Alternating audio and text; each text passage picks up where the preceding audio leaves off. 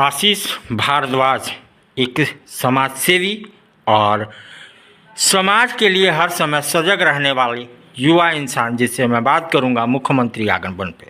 मुख्यमंत्री आगमन सुखद रहा क्योंकि 5,51 बच्चों को यहाँ पे नौकरी दिया गया। हम बात करेंगे आशीष जी से। आशीष जी, मुख्यमंत्री का आना सुखद क्योंकि 5,51 लोगों को यहाँ पे रोजगार दिया गया।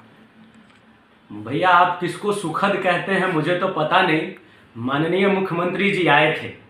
मुख्यमंत्री जी के आते ही पलामू में आपातकाल लग जाता है। मुख्यमंत्री जी के आते ही हमारे जैसे लोगों को घरों में बंद कर दिया जाता है या उनके घरों में पुलिस बिठा दी जाती है। मुख्यमंत्री जी के आते ही पूरा शहर अस्त व्यस्त हो जाता है। 3 घंटे पहले ट्रैफिक बंद कर दी जाती है। मुख्यमंत्री जी के आते ही सभी स्कूलों के गाड़ियों को तहसील के एक जगह जमा कर दिया जाता है और बच्चों का स्कूलिंग बाधित कर दिया जाता है। मुख्यमंत्री जी के आने का सुखद किसको कहिएगा, मुझे तो ये समझ में नहीं आता है। शायद आप ही ने मुख्यमंत्री जी से बालू का सवाल पूछा, मुख्यमंत्री जी का मुंह बंद हो गया। अब मुख्यमंत्री जी ने अपने कमिटमेंट्स करे थे, जो वादे करे थे, पलामू को उपराजधानी बनाएंगे, पलामू को एक हाईकोर्ट का बेंच देंगे, बेरोजगारी भत्ता देंगे, ग्रेजुएशन के लिए अलग स्लैब, पोस्ट ग्रेजुएट के लिए अलग स्लैब उन्होंने बनाया था। रोजगार के नाम पे झांसा देने आए थे। आप जो कह रहे हैं 5100 लोगों को रोजगार दिया है, आपने देखा होगा कि जो वो रोजगार वाली बात उन्होंने करी है भैया, उसमें ज्वाइनिंग डेट से पहले ही वो एक्सपायर कर गया है। जो अभ्यर्थियों को ज्वाइन करने की उसमें जो तिथि अंकित है कि 20 तारीख से लेकर 1 नवंबर तक उनको ज्वाइन करने की तिथि है, उससे पहले ये सब आईवास है। क्योंकि चुनाव दहलीज पे है, अपने किए हुए वादों में हम फंस चुके हैं, तो आईवास करने के लिए कुछ ना कुछ तो हमें करना है, ताकि हम जब लेके जाएं लोगों के बीच तो क्या लेके जाएंगे। पर पलामू इतना कमजोर नहीं है।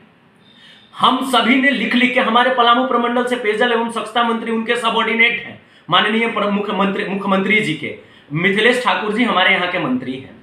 हमने पानी के लिए लिख लिख के, आप भी दिवाकर भैया जब घूमते होंगे, आज के 1 महीना पहले तक की परिदृश्य परिकल्पना करिए। टैंकर के सामने 200, 500 लोग अपने लेकर के बाल्टी खड़े रहते थे। पलामू पूरा ड्राई जोन है। आप उस पे बोलने से आपकी जुबान लड़खड़ाती है, मुख्यमंत्री जी उस पे बोलना नहीं चाहते हैं। पूरे पलामू की अर्थव्यवस्था को आपने चौपट कर दिया है। बालू आपने बंद कर रखी है, जिससे आपका छड़ सीमेंट का कारोबार बाधित है। हमारे जो रेजा कूली के जो काम करके अपना दिहाड़ी मजदूरी करके दिनचर्या चलाते थे, उनका कार्य बाधित है। आपका ट्रैक्टर लेकर के लोगों ने अपना ढुलाई का काम के लिए बहुत सारा पैसा इन्वेस्ट किया था, उनका कार्य बाधित है। आपने पूरी अर्थव्यवस्था, पूरा कंस्ट्रक्शन कोलैप्स कर रखा है आपने, और आप कहते हैं कि सुखद है। तो मुझे तो इस बात पर हंसी आती है कि उनका आना कैसे सुखद है। पलामू को जब भी आते हैं तो एक बुरा समाचार ही देकर के जाते हैं। आप जब सवाल पूछते हैं तो वो उस सवाल के लिए कहते हैं कि केंद्र से बात करिए, बालू के लिए केंद्र जिम्मेवार है। माननीय मुख्यमंत्री जी इसका जवाब क्यों नहीं देते हैं कि क्या बालू के लिए केंद्र सरकार जिम्मेवार है? अगर जिम्मेवार है तो वो खुल के कहे।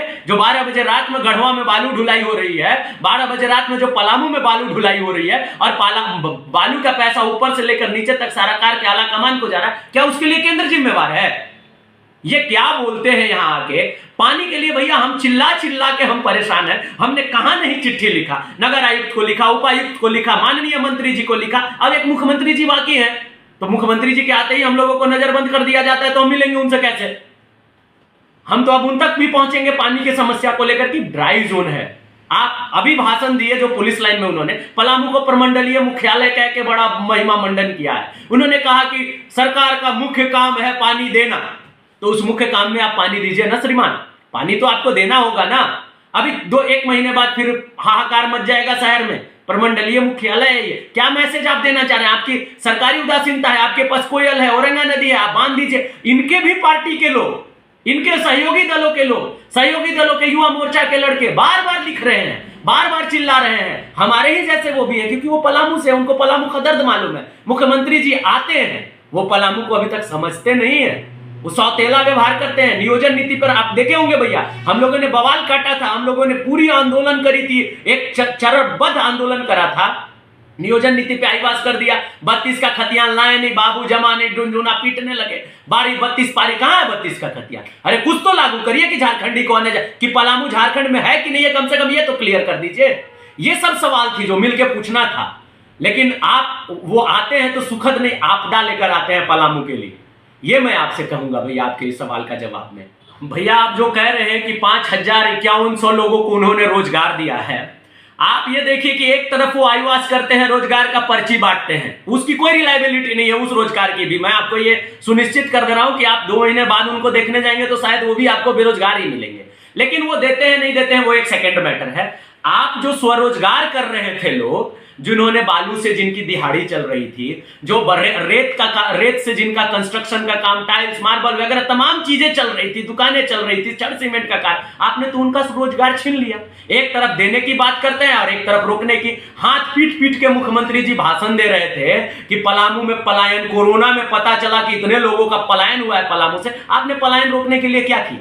पलामू जो रेत का कारोबार था, जिसके तहत एक पूरा इंफ्रास्ट्रक्चर बाधित कर दिया, स्वरोजगार आप खा गए। पलायन रोकने के लिए आपने कौन सा पलामू में इंडस्ट्रियलाइजेशन का एक स्टेप लिया कि पलायन रुक जाए? तो ये सब जो है सब ढोंग है, सब फरेब है।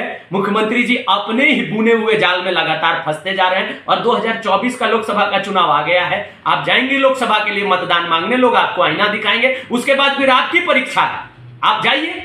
हम तो भैया अपना जो बात है वो लोगों तक पहुंचाने का प्रयास करेंगे ही कि ना आप रोजगार देने की आपकी मंशा है, ना स्थानीयता क्लियर करने की आपकी मंशा है, ना आपको पलामू को झारखंडी बनाने की ये आपकी इच्छा है। आप पलामू के साथ सौताला व्यवहार कर रहे हैं। पलामू प्रमंडल में कम से कम ये तो हम गाजे बाजे के साथ प्रचार करेंगे तब तक जब तक मुख्यमंत्री जी अपने कमिटमेंट्स को पूरा नहीं करते हैं।